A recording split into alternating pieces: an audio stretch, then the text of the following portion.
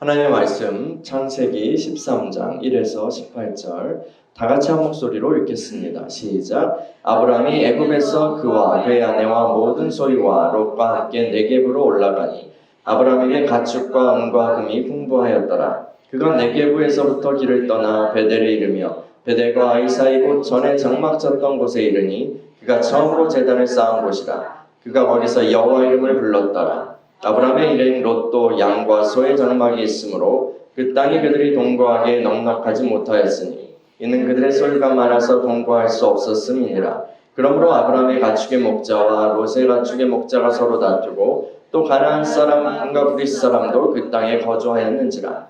아브라함이 롯에게 이르되 우리는 한 친족이라. 나나 너나 내 목자나 서로 다투게 하지 말라. 내 앞에 온 땅이 있지 아니하냐. 나를 떠나가라. 내가 좌하면 나는 우하고 내가 우하면 나는 좌하리라. 이에 롯이 눈을 들어 요단 지역을 바라본즉 소알까지 온 땅에 물이 넉넉하니 여호와께서 소돔과 고모라를 멸하시기 전이었으므로 여호와의 동산 같고 애굽 땅과 같았더라. 그러므로 롯이 요단 온 지역을 택하고 동으로 옮기니 그들이 서로 떠난지라. 아브라함은 가나안 땅에 거주하였고 롯은 그 지역의 도시들에 머무르며 그 장막을 옮겨 소돔까지 이르렀더라. 소돔 사람은 여호와 앞에 악하며 큰 죄인이었더라. 롯이 아브라함을 떠난 후에 여호와께서 아브라함에게 이르시되 눈을 들어 너 있는 곳에서 북쪽과 남쪽 그리고 동쪽과 서쪽을 바라보라. 보이는 땅을 내가 너와 네 자손에게 주리니 영원히 이르리라. 내가 네 자손이 땅의 티끌 같게 하리니 사람이 땅의 티끌을 등에 셀 수 있을진데 네 자손도 세리라. 너는 일어나 그 땅을 종과 횡으로 두루 다녀보라. 내가 그것을 내게 주리라. 이에 아브라함이 장막을 옮겨 헤브론에 있는 마므레 상수리 숲에 이르러 거주하며 거기서 여호와를 위하여 제단을 쌓았더라. 아멘. 하나님, 오늘도 주님의 말씀 앞에 서게 하시니 감사합니다. 주의 음성 듣게 하시고 주의 마음 알게 하시고 주님의 그 능력의 말씀으로 우리가 형성되고 하나님의 뜻 가운데 걸어가게 하여 주옵소서. 하나님, 우리가 주님께서 원하시는 그런 사람이 될 수 있도록 성령님 우리를 사로잡으시고 주님께서 원하시는 귀한 길로 인도하시고 우리를 빚어주시옵소서. 우리는 진흙이고 주님은 토기장이심을 주님 고백하오니 주님 손에 우리를 드립니다. 말씀을 전하는 종을 붙들어 주시고 주님의 성령의 능력으로 충만케 하여 주옵소서. 예수님의 이름으로 기도합니다. 아멘. 생존을 위해서 약속의 땅을 등지고 애굽으로 내려갔던 아브라함. 그는 그곳에서 아내 사레를 잃어버릴 위기에 처하죠. 그러나 하나님께서 그 위기에 개입하셨고 아브라함은 사레와 함께 애굽에서 무사히 빠져나올 수 있었어요. 그리고 또 애굽 왕 바로가 주었던 재물도 챙길 수 있었잖아요. 그래서 아브라함은 졸지에 굉장히 부유하게 되었습니다. 애굽에서 나온 아브라함은 다시 남방, 그러니까 네게브라는 그 지역을 거쳐서 원래 머물렀던 곳, 처음에 머물렀던 그 베델과 아이 사이로 돌아갑니다. 처음 위치로 돌아간 거죠. 자, 오늘의 이야기를 한 번 더 읽어볼까요? 창세기 13장 1에서 4절이요. 시작. 아브라함이 애굽에서 그와 그의 아내와 모든 소유와 롯과 함께 네겝으로 올라가니 아브라함의 가축과 은과 금이 풍부하였더라. 그가 네겝에서부터 길을 떠나 베델에 이르며 베델과 아이 사이 곧 전에 장막 쳤던 곳에 이르니 그가 처음으로 제단을 쌓은 곳이라. 그가 거기서 여호와 이름을 불렀더라. 아멘. 처음에요, 아브라함은 하나님의 약속과 또 먹고 사는 그런 문제 사이에서 갈등했죠. 갈등하면서 갈팡질팡했어요. 하나님께서는 그 애굽에서의 충격적인 경험을 통해서 아브라함을 가르치기를 원하셨어요. 아브라함은 자신의 생존과 번영이 물질적인 풍요로움 그 자체에 있는 것이 아니라 살아계신 하나님께 달려있다는 그 진리를 깨달아야 했죠. 근데 이것은요, 아브라함뿐 아니라요, 우리도요 반드시 배워야 하는 그런 진리입니다. 여러분은 먹고 사는 문제가 하나님께 달렸다는 것을 믿으십니까? 여러분 안에는 그 먹고 사는 문제가 하나님께 달려있다라는 그 믿음이 있으십니까? 이 믿음이 흔들리면 우리는요, 재물의 유혹에 쉽게 넘어가고 말아요. 우리 주님께서는 분명히 말씀하셨어요. 너희가 하나님과 재물을 겸하여 섬길 수는 없다. 출애굽한 이스라엘 백성들도요, 광야에서 이 믿음 훈련을 받았죠. 하나님께서는 만나와 또 메추라기로 그들을 먹이시고 반석에서 나오는 그 신기한 물을 공급해 주셨어요. 광야 생활을 하는 동안 옷이나 신발이 낡아지지 않는 놀라운 기적도 체험했어요. 이스라엘 사람들은 만나를 먹으면서 사람이 떡으로만 살 것이 아니고 여호와 입에서 나오는 모든 말씀으로 산다는 그 진리를 배워야 했어요. 그러나 그들은 늘 먹고 사는 문제 앞에서 불평하였고 염려하였고 하나님을 원망하였죠. 뭐 하면 우리를 왜 애굽에서 우리를 불러가지고 하면서 애굽 시절이 좋았어. 애굽으로 돌아갈래. 하나님의 학교에서 수업은 들었지만 마땅히 형성되어야 하는 그 믿음은 가지지 못한 거예요. 그 결과 어떻게 됐죠? 광야를 헤매다가 그들은 다 죽었어요. 우리 주 예수님이 세례를 받으신 후에 성령님께 이끌려서 마귀에게 시험을 받으시기 위해서 그 광야로 가시죠. 거기서 40일을 금식하시고 줄이셨을 때 마귀는 첫 번째로 이 먹고 사는 문제를 가지고 예수님을 시험해요. 네가 만일 하나님의 아들이거든 명하여 이 돌들로 떡덩이가 되게 하라 라고 유혹한 거예요. 근데 예수님께서는 그 마귀에게 신명기 8장 3절의 말씀으로 승리하십니다. 기록되었으되 사람이 떡으로만 살 것이 아니요 하나님의 입으로부터 나오는 모든 말씀으로 살 것이라. 아멘. 주님께서요 우리에게 하나님과 재물을 겸하여 섬기지 못한다. 너희는 목숨을 위해서 무엇을 먹을까 무엇을 입을까 염려하지 말라. 그런즉 너희는 먼저 그의 나라와 그의 의를 구하라. 그리하면 이 모든 것을 너희에게 더하시리라 라고 그렇게 계속해서 가르치실 때 그 말씀은 예수님 자신의 믿음과 그 삶을 통과한 진리인 거예요. 그냥 여기 성경 이렇게 막 그냥 책으로 배운 그런 단순히 그런 지식이 아니라 그 말씀이 그분의 삶을 통과하고 그분의 믿음을 통과해서 나오는 그런 진리였던 거예요. 주님께서는 그래서 그 자신의 믿음으로 우리 안에 믿음을 일으켜 주기를 원하십니다. 믿음의 은사가 있잖아요. 믿음의 은사요. 우리 성도들도 주님께서 믿음의 은사를 주시는데 그것은 정말 만전병을 일으키는 그런 놀라운 일을 행하기도 하지만 이 믿음의 은사가 있는 사람들은 그 자신의 믿음으로 인해서 다른 사람의 믿음을 일으켜 줄 수 있어요. 다른 사람. 예를 들어서 그 믿음을 그 구원에 대한 믿음을 진리에 대한 그 믿음을 갖고 있는 사람은 그 구원받은 그 사람은 복음을 전할 때요. 그 확신 있게 성령께서 역사하셔서 그 안에서 물론 크게 거시적으로 보고 하나님의 관점에서 보면 택한 자라 하나님이 때가 되셔서 구원을 그렇게 중생하게 하시고 신앙을 주시고 이런 거예요. 그렇지만 우리 안에서요. 우리 안에서 이 시간과 공간 안에서 어떤 일이 벌어지냐면 이 하나님께서는 그 전도자의 믿음을 사용하셔서 복음을 큰 확신 가운데 성령과 능력 가운데 전하게 하시고 그리고 그 믿음의 은사를 사용하셔서 사람들의 믿음을 일으켜 주시는 거예요. 이건 뭐 치유나 아니면 어떤 재정 분야의 돌파나 아니면 어떤 다른 부분도 마찬가지예요. 여러분 가진 것이 별로 없을 때 우리는요 생존 때문에 불안해할 수 있죠. 염려할 수 있고요. 경기가 좋지 않을 때요. 지금 같이요. 더 당분간은 더 안 좋아질 그런 상황이에요. 그때 우리는 두려울 수 있어요. 그리고요, 손에 쥘 것이 딱히 없을 때요. 쥔 것이 딱히 없을 때 우리는 미래가 걱정될 수 있잖아요. 그렇죠? 그런데요, 이 때가 바로 우리가 믿음을 형성할 절호의 기회가 되는 거예요.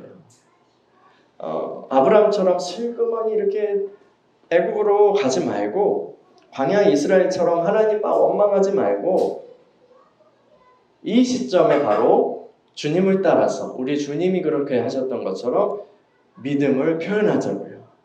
그 믿음을 결단하고 그 믿음을 표현하자고요. 여러분, 우리의 필요를 다 아시는 하나님께서 우리 아버지가 되십니다. 우리 아빠예요. 그분을 신뢰하기로 결단하고 확정하고 그분께로 그분의 말씀에 우리의 마음을 단단히 동여 맵시다. 여러분, 사람들은요 요즘 가상자산이라고 하는 그런 가상의 코인 같은 거 그런 거에도 자신의 모든 것을 막 끌어와서 베팅하잖아요. 그렇죠? 그런데 살아계신 하나님께, 그리고 신실하게 지금까지 우리를 인도하신 그 하나님께, 그리고 아들과 함께 그 모든 것을 주시는 그 하나님께 우리 삶을 베팅하지 못할 이유가 무엇이겠습니까? 여러분, 우리의 생존과 번영이 하나님께 달려있다는 그 믿음 없이는요, 이 돈의 위력을 휘두르는 그것으로 두려움을 주는 세상 권세의 그런 압력을 버티지 못합니다.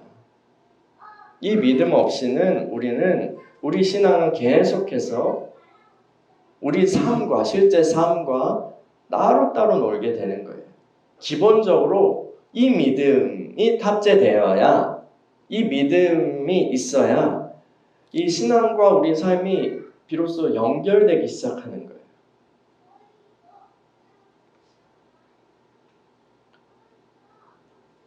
이 생존에 대해서 하나님을 의지하는 그 믿음이 없고 혹은 흔들린다면 그 연결고리, 기본적인 연결고리부터 흔들리게 되는 거예요. 신앙과 삶이 괴리인 거죠. 그냥 하나님은 우리 마음을 평안하게 해주실 뿐, 그것도 그냥 심리적인 효과일 뿐, 이런 신앙인 거예요. 실제적으로 내가 살고 있는 이 삶, 이 땅에서의 삶에 아무런 의미도 없는 거죠.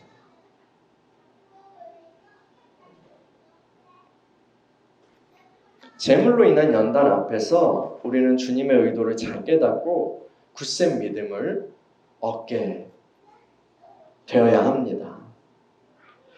그렇게 되는 저와 여러분들 되기를 축원합니다. 재물이 부족한 것도 우리 마음을 힘들게 하죠. 그렇지만 재물이 많아진다고 해서요, 우리 삶이 마냥 행복해지는 것은 또 아니에요. 반드시 행복해지는 것도 아니에요. 오히려 재물이 없을 때는 발생하지 않았던 그런 문제가 재물이 많아짐으로 인해서 발생할 수 있죠. 창세기 계속 읽어볼까요? 창세기 13장 5에서 7절이요. 시작. 아브라함의 일행 롯도 양과 소와 장막이 있으므로 그 땅이 그들이 동거하기에 넉넉하지 못하였으니 이는 그들의 소유가 많아서 동거할 수 없었음이니라. 그러므로 아브라함의 가축의 목자와 롯의 가축의 목자가 서로 다투고 또 가나안 사람과 브릿 사람도 그 땅에 거주하였는지라. 한국 드라마의 단골 주제가 뭐죠? 아침 드라마나 저녁 8시 드라마의 그 단골 주제 뭐예요? 복수, 출생의 비밀, 불륜, 복수 이런 것도 있죠. 근데 그 이야기들 중심에 뭐가 있어요? 상속, 항상 빠지지 않는 이야기가 상속의 문제인 경우가 많아요. 그래서 재벌 기업이나 어떤 많은 재산을 누구 아들이, 누구 딸이 얼마만큼 물려받는가에 대한 그런 문제로 서로 갈등하고요, 싸우고 심지어는 막 죽이기도 하잖아요. 그리고 복수도 그래서 나오는 거잖아요.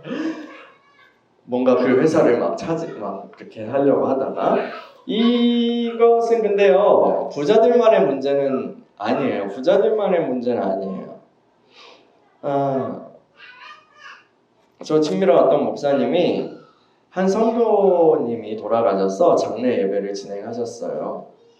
그래서 민족 예배부터 해서 입관, 발인, 하관까지 다 마쳤어요.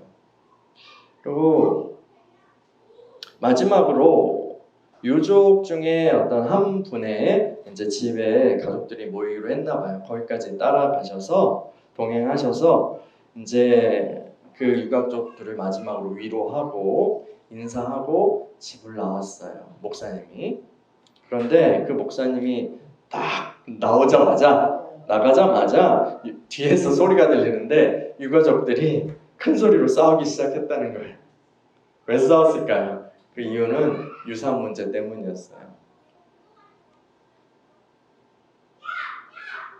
싸우는 소리를 뒤로 하고 집으로 돌아가는 목사님의 마음 너무 속상했다고 해요. 차라리 유산이 없었으면 뭐 빌라 한 채, 빌딩 한 채, 뭐 이런 유산이 없었으면 끝까지 형제들이 화목할 수 있었을지도 모르겠어요. 아브람과 롯에게도요 그러한 문제가 발생했어요. 애굽에서 얻은 재산을 기반으로 종자돈으로 해서 아브람과 롯의 소유는 점점 더 불어났어요. 아브람은 먼저 간 형님의 아들이잖아요, 롯이. 그 조카 롯에 대한 그 어떤 애정과 또 책임감을 가지고 있었을 거예요. 둘 사이에 나이 차가 그렇게 많이 나지 않을 수도 있어요. 그렇지만 아들이 없었던 아브람은 조카 롯을 친아들처럼 그렇게 사랑하고 돌보았을 거예요. 아브람은 그 롯을 이렇게 생각하면서 자립할 수 있도록 항상 뭐 그냥 이렇게 그 자기 그늘 밑에만 두려고 하지 않고 자립할 수 있도록 그렇게 도와줬던 것으로 보여요.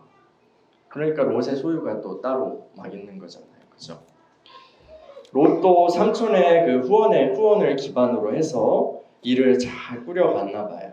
그리고 자기 소유의 많은 그런 재정을 마련할 수 있었어요. 근데 그러다 보니까 지금 거하는 그런 땅이 비좁아졌어요. 가축이 그 당시에는 이제 그것이 가축의 숫자 뭐 이런 거였잖아요. 가축이 많아지니까 그 공간에 풀이나 물도 더 많이 필요하잖아요. 아브라함의 가축의 목자랑 롯의 가축의 목자가 그래서 서로 다투는 일이 생겼어요. 또 거기에는 가나안 원주민들도 이미 살고 있었잖아요. 그러니까 어쩌면 눈치 보면서 아직 살고 있는 그런 나그네들이란 말이에요. 그러면서 이렇게 어떻게든 비집고 살아가는 그 틈에서 서로 그 안에서 이렇게 또 부딪히니까 신경 쓰이는 일이 참 많았을 거예요.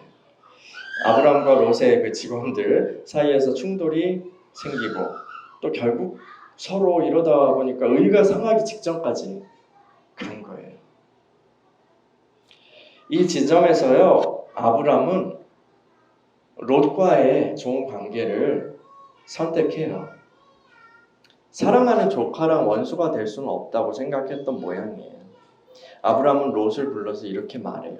창세기 13장 8에서 9절이요. 시작. 아브람이 롯에게 이르되 우리는 한 친족이라 나는 하나 내 목자나 서로 다투게 하지 말자. 내 앞에 온 땅이 있지 아니하냐. 나를 떠나가라. 내가 좌하면 나는 우하고 내가 우하면 나는 좌하리라. 이렇게 얘기한 거예요. 롯, 우리는 가족이잖니. 이렇게 나가다가는 자칫 우리 관계가 깨질까봐 두렵구나. 이제 네가 나를 떠나서 독립할 때가 온 것 같아. 자, 이 땅 어느 곳이든 네가 먼저 선택해. 나는 그 반대편으로 갈게. 성경에는 나쁜 삼촌 이야기도 나와요. 창세기 나쁜 삼촌 누구죠? 맞아요. 라반은 자기 욕심으로 인해서 조카 야곱을 엄청 이용하고 놓아주지 않아요. 그러나 아브람은 라반과는 달리 좋은 삼촌으로 보입니다. 아브람의 관심은 그 재물 어떻게 하고 이거보다는 자존심 이런 거보다는 롯과의 관계였어요. 많이 사랑했나 봐요. 사랑하는 그 롯을 그래서 한편으로는 그 조카를 곁에 두고 계속 같이 지내고 싶은 마음도 많았을 것 같아요. 그러나 이대로 있다가는 관계가 상할 것 같으니까 눈물을 머금고 결단한 거죠. 조카를 떠나보내기로 말이에요. 근데 롯은요, 그런 삼촌의 마음은 잘 모르는 것 같아요. 이 마음이 달라요. 그저 삼촌의 그늘에서 이제 완전히 벗어나서 자기 이름의 가문을 이렇게 생각에 신난 것 같아요. 창세기 좀 계속 읽어볼까요? 창세기 13장 10에서 13절 시작. 이에 롯이 눈을 들어 요단 지역을 바라본즉 소알까지 온 땅에 물이 넉넉하니 여호와께서 소돔과 고모라를 멸하시기 전이었으므로 여호와의 동산 같고 애굽 땅과 같았더라. 그러므로 롯이 요단 온 지역을 택하고 동으로 옮기니 그들이 서로 떠난지라. 아브라함은 가나안 땅에 거주하였고 롯은 그 지역의 도시들에 머무르며 그 장막을 옮겨 소돔까지 이르렀더라. 소돔 사람은 여호와 앞에 악하며 큰 죄인이었더라. 롯은 이렇죠. 정말요? 제가 먼저 골라도 되는 거죠? 어떻게 하지? 저는 저 요단강 쪽, 저 동편 쪽으로 갈게요. 저쪽 땅 전부 제 영역이니까 이제 삼촌 넘어오시면 안 돼요. 나중에 말 바꾸시면 안 됩니다, 삼촌. 롯이 선택한 곳은 이제 요단강 동편 그 지역이었어요. 그런데 그곳은요, 그 물이 충분한 지역이었고 땅도 굉장히 그 당시에 비옥한 지역이었다고 해요. 롯은 자기에게 최대한 이익이 되는 선택을 한 거죠. 그 후에 롯은 얼마 있다가 자신이 선택한 그 지역 쪽으로 떠났고, 그리고 이제 도시들을 중심으로 다니다가 결국 소돔이라는 도시에 정착하게 되었어요. 어디서 많이 들어본 도시예요, 그렇죠? 근데 이 선택으로 인해서 롯의 인생이 크게 망가지게 될 줄은 그때는 누구도 몰랐죠. 그래서 우리 눈으로 보기에 좋다고요, 다 좋은 선택은 아닐 수 있는 거예요. 어쨌든 아브라함은 그대로 가나안 땅에 머물러 있었어요. 사실 롯이 가나안 땅을 선택하지 않은 것을 보면 거기가 더 좋았으면 저 여기 머물 테니까 삼촌 떠나세요 이렇게 할 수도 있잖아요. 그 가나안 땅의 조건들이 그렇게 좋지는 않았다는 것을 예측해 볼 수 있어요. 근데 아브라함에게 그건 큰 문제는 아니었을 거예요. 오히려 롯의 빈자리가 그의 마음을 더 힘들게 했을 거예요. 여러분, 빈둥지 증후군이라는 말 들어보셨어요? 네. 장성한 아이들을 이제 시집 장가 보내고 난 후에 그 부모에게 찾아오는 그 공허감을 empty nest, 그 빈둥지 증후군이라고 부른대요. 근데 이러한 증상은 보통 어떤 중년의 그 주부들에게서 많이 나타난다고 합니다. 어떤 증상이냐, 막 우울과 좌절감에 시달리고 심한 경우 불면증이나 아니면 여러 신체적인 고통까지도 겪게 된다고 해요. 공허감이죠. 공허감을 참을 수 없어서 그걸 채우려고 잘못하다가 쇼핑이나 성형이나 아니면 도박 이런 쪽으로 중독으로 이어지는 경우도 있다고 합니다. 롯이 떠난 후에 아브라함에게는 이러한 공허감이 찾아왔을 거예요. 여러분, 우리가 살면서요, 이런 공허감이 찾아올 때가 있어요. 우리가 의지하거나 믿거나 하던 그 어떤 중요한 것들이 사라졌을 때 우리는 허전함을 느끼죠. 아브라함에게 롯이 그랬던 것처럼 그것은 우리에게 중요한 어떤 사람일 수 있어요. 아니면 어떤 지위일 수도 있어요. 지위요. 남자들의 경우, 주부들의 경우는 이제 이렇지만 남자들의 경우는 어떨 때 이 증상이 많이 나타날까요? 네. 은퇴하거나 뭐 직장 그만두거나 하게 되면 이게 찾아와서 정체성의 혼란을 겪는 경우가 많다고 해요. 또 어떤 경우 꼭 그것이 막 그 노년의 사람들에게만 인생 후반부에만 찾아오는 건 아니죠. 젊은이들에게도 어떤 목표나 꿈이 있었는데 그것이 어떤 좌절됐을 때 이런 공허함이 찾아오게 돼요. 근데 또 이 꿈이 이루어졌을 때 목표가 달성됐을 때 그 후에도 이 공허감은 찾아오기도 합니다. 그 목표를 향해서 막 나는 뭐 10억을 모아야지 하면서 막 달려왔는데 10억 모았어.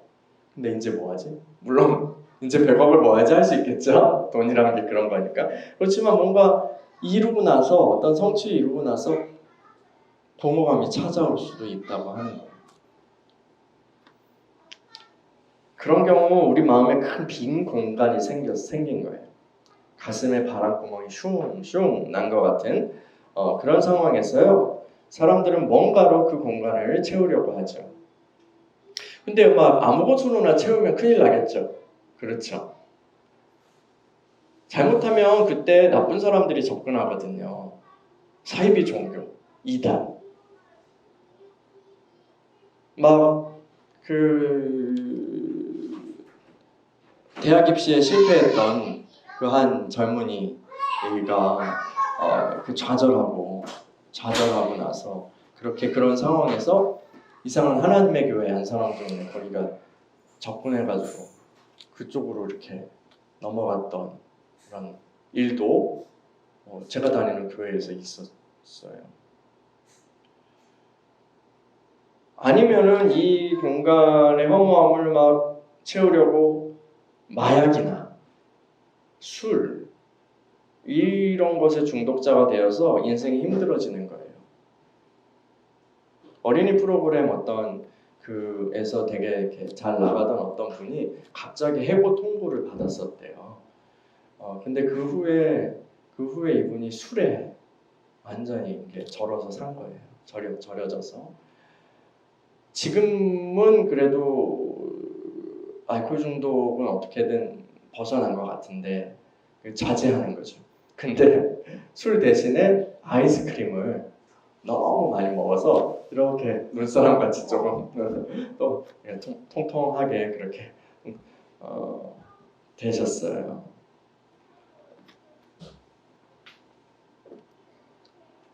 여러분도 이런 공허에 빠진 적이 있을 거예요. 그때요, 그런 상황이 과거에 있었을 수도 있겠죠. 한 번이었을 수도 있고요, 두 번일 수도 있고, 지금 그런 상황일 수도 있고요. 여러분 그때 무엇으로 그 마음을 채우셨어요? 또 뭘로 그 마음이 채워지셨던 것 같아요?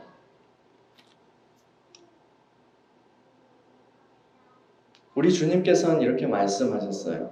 심령이 가난한 자는 복이 있나니 천국이 그들의 것이며. 아멘. 하나님이야말로 우리의 공허를 충만으로 바꾸어 주실 유일한 분이십니다. 우리 인생에 어떤 것이 비워지고 우리 마음에 빈 공간이 생길 때 그때가 바로 하나님께서 우리 안에 그분의 일을 이루어 가실 좋은 기회인 거예요.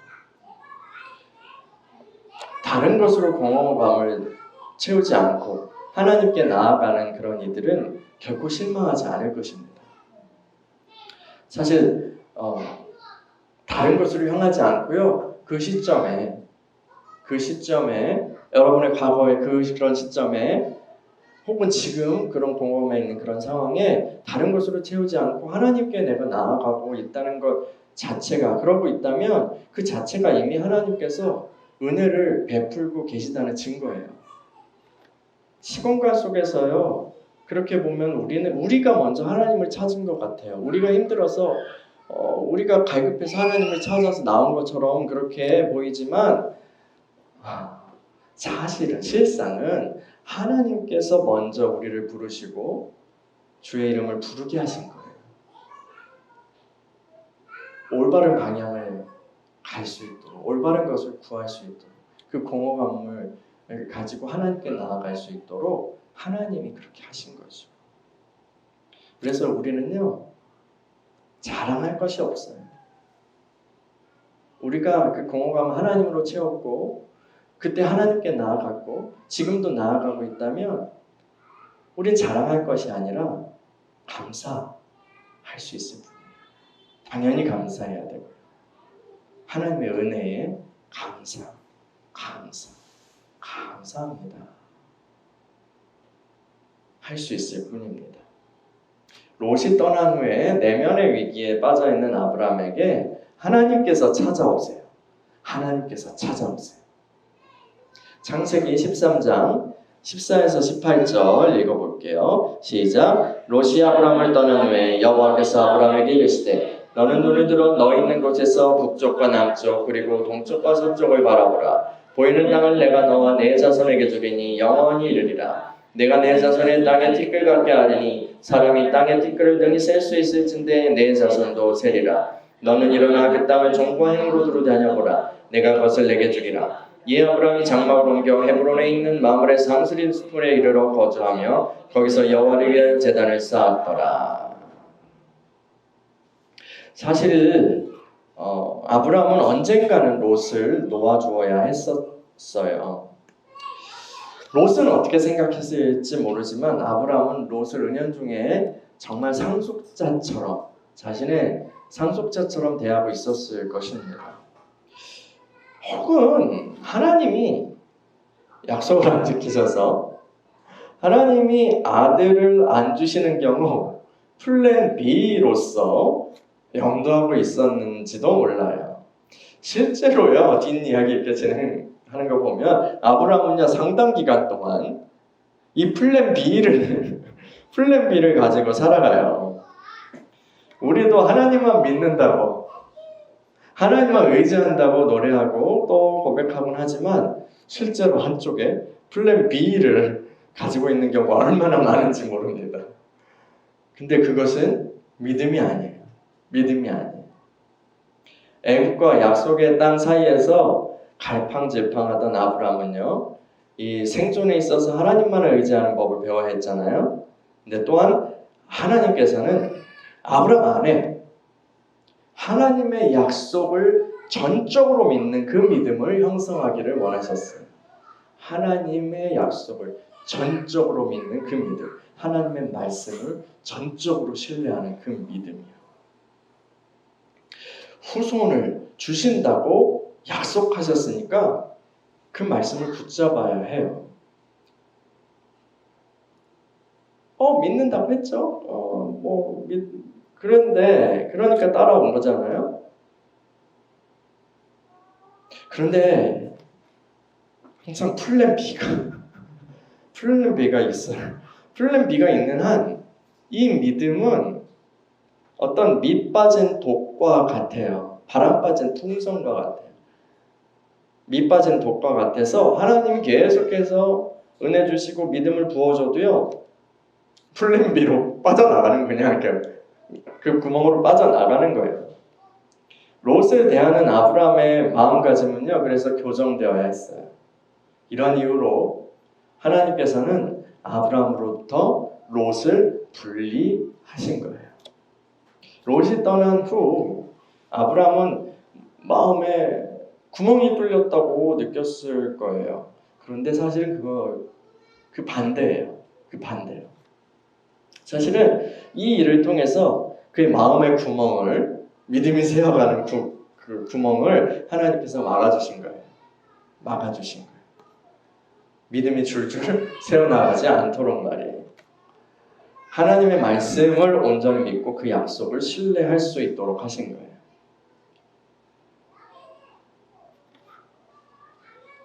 하나님께서 나타나셔서 다시 한번 그 언약을 갱신하시거든요. 한 번 더 이야기하시는데 이때 이 땅과 후손에 대한 하나님의 이 약속이 그 이전에 하신 말씀보다 더 구체적이고 또 확장된 이미지로 되게 가득한 것을 여러분 볼 수 있을 거예요.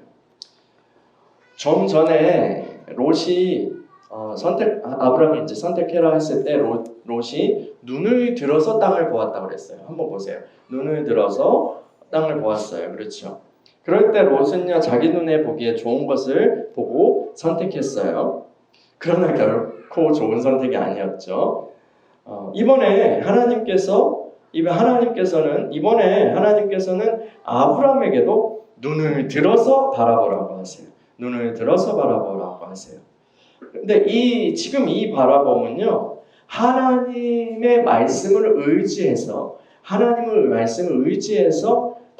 거예요. 하나님의 말씀을 의지해서 바라보는 거예요. 그러니까 믿음의 눈으로 바라보는 거예요. 믿음의 눈으로 바라보는 거예요.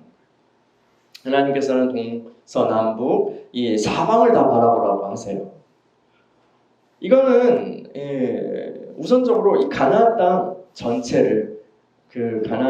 전체를 가리키는 게 분명하죠.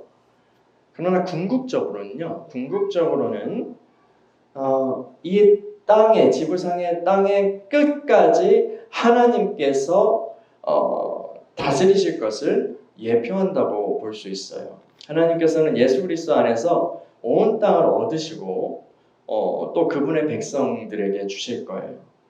이 아브라함의 후손 예수 그리스도를 믿는 허다한 무리가 저와 여러분을 포함한 허다한 무리가 이 약속의 복을 받게 될 거예요. 이 약속의 복을 받게 될 거예요. 여러분 롯도요 보았어요. 롯도 보았어요. 눈을 들어서 보았어요. 그리고 또 아브라함도 보았어요. 근데 둘의 차이는 하늘과 땅 차이예요. 육신의 눈으로 보는 사람은 한 치 앞도 못 보고 망하게 될 것입니다. 그러나 믿음의 눈으로 하나님의 말씀을 의지해서 하나님의 약속을 의지해서 믿음의 눈으로 바라보는 사람은 하나님의 꿈을 품게 될 거예요. 하나님은 그분의 꿈을 거대한 꿈을 그에게 믿음의 눈으로 바라보는 이에게 보여주시는 거예요. 하나님께서는 또한 아브라함의 운신의 폭을 넓혀주세요. 가나안 땅 전체를 이제 종으로 횡으로 다녀보라고 말씀하세요. 전에 아브라함이 막 슬금슬금 남쪽으로 내려갔던 것은요 믿음이 흔들렸기 때문이에요. 생존 문제 때문에요. 그런데 이제 그는 확장의 말씀을 받았어요. 확장의 말씀을 받고 이제 남쪽에 있는 헤브론이라는 지역으로 내려가 자리를 잡습니다. 이것은 하나님께서 그의 지경을 넓혀주신 거예요. 하나님의 복은요 기본적으로 확장되는 속성이 있어요. 확장을 향해 나아가는 속성이요. 처음에 아담에게 하나님이 복을 주시면서 뭐라고 하셨어요? 생육하고 번성하고 땅에 충만하라, 땅을 정복하라라고 말씀하셨어요. 하나님은 우리에게 계속해서 확장되는 복을 주시기를 기뻐하세요. 그게 뭐 꼭 외연의 확장과 일치할 수도 있지만 아닐 수도 있어요. 근데 어쨌든 확장이 되는 거예요. 하나님의 복은요. 믿음도요. 사랑도 거룩도 계속해서 확장되어야 해요. 확장이요. 은사도 능력도 사역도 계속해서 풍성해져야 돼요. 주님께서는 어떤 분이냐면 작은 일에 충성하면 칭찬하시고 더 많은 일들을 맡겨주시는 분이에요. 우리가 그래서요 제대로 이 신앙 노정을 제대로 간다면 우리는 계속되는 확장되는 갱신을 경험해요. 하나님께서는 우리를 날마다 새롭게 하시는 분이시기 때문이죠. 여러분의 믿음은, 여러분의 사랑은, 여러분의 거룩함은 계속해서 확장되고 있어요? 그렇게 갱신되고 있나요? 그렇게 새롭게, 날마다 새롭게 그렇게 되고 있습니까? 이런 신앙은 질릴 수가 없어요. 이런 삶은요, 질릴 수가 없어요. 여러분 새 거 좋아하시죠? 헝거 좋아하시는 분 계세요? 헝거 뭐 좋아할 수도 있죠. 골동품 좋아하시는 분들은. 근데 대부분은요, 일반적으로는 새 거가 좋잖아요. 그렇죠? 새 거가 좋아요. 근데 새 것도 많이 보면 어떻게 돼요? 헝거가 되기도 하지만 그 질려요? 질린다고요. 근데요, 이 신앙생활은요, 이 하나님의 갱신을 날마다 새롭게 되고 계속해서 확장되는 이 갱신을 경험하는 그런 신앙인은요, 질릴 수가 없어요. 왜냐하면 날마다 새롭게 하시는 그 은혜를 누리기 때문이에요. 사도가 뭐라고 그랬냐면요, 그러므로 우리가 낙심하지 아니하노니 우리의 겉사람은 낡아지나 우리의 속사람은 날로 새로워지도다. 여러분, 생명은요, 계속해서 확장되고 자라가잖아요. 그렇죠? 구체화되고요. 우리 안에 영원한 생명이 있어요. 영원한 생명. 그 영원한 생명은 그리스도와 하나님을 알아가는 것이라고 또 이야기했어요. 그 영원한 생명은 계속해서 자라가고요. 날마다 새로운 생명이에요. 이 우리 육신의 생명은요, 지금 우리가 가진 이 육신의 생명은 어느 정도 자라다가 멈추잖아요. 더 이상 그 새로운 세포가 잘 만들어지지 않다가 이제 멈추고 그 움직임이 멈추. 그러면 이제 죽음이 오는 거잖아요. 그렇지만요, 영원한 생명은 우리 안에 있는 그 영원한 생명은 계속해서 갱신되고 계속해서 자라가고 확장되는 생명이에요. 하나님을 믿는다는 건 그런 거예요. 여러분,